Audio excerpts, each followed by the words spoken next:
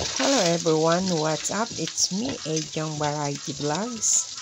Andito magluluto na naman po tayo at umalis ang ating mga amo. Nagisa lang po ako ng luya, bawang, sibuyas, ganito yung kamatis at ating palambutin.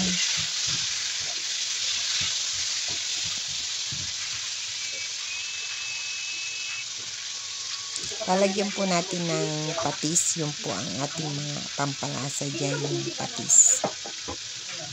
Patis na lang.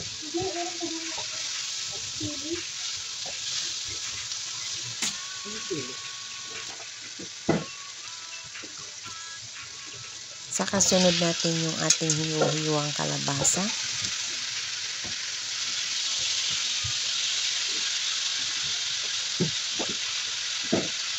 So, yan po ang ating patis. Para pampalasa po yan. Lalagyan din natin ng paminta. Tatakpan natin for a while para medyo lumambot. Saka isunod natin yung ating purple cabbage. Matigas po yung purple cabbage kaya isinunod ko na po. Yan, tinakpan at nilagyan natin ng konting tubig.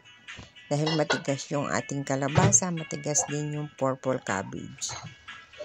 So, ayan na po.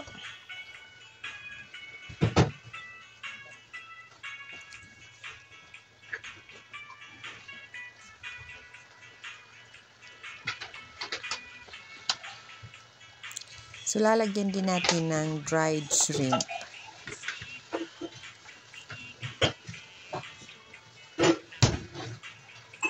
Dried shrimp po, napakaganda po yan sa may mga rayuma. Ay, sa may mga rayuma. Kalaban po yan ng may rayuma, ang dried shrimp.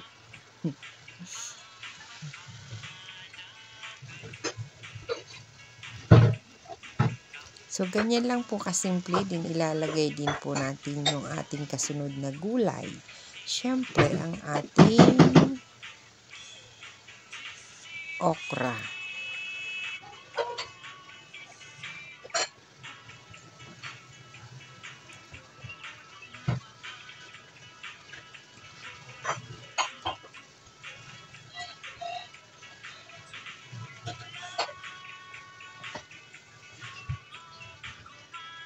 Parang lutong probinsya lang po yan.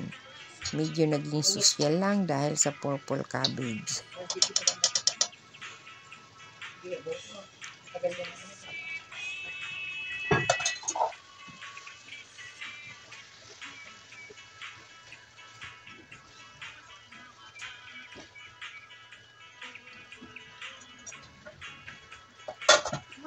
Takpan lang po natin siya din.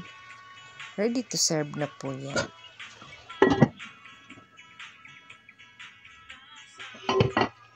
So, ayan guys, ang ating gulay. Halo-halong gulay. Parang pakbit. Kulang na lang talong, diba?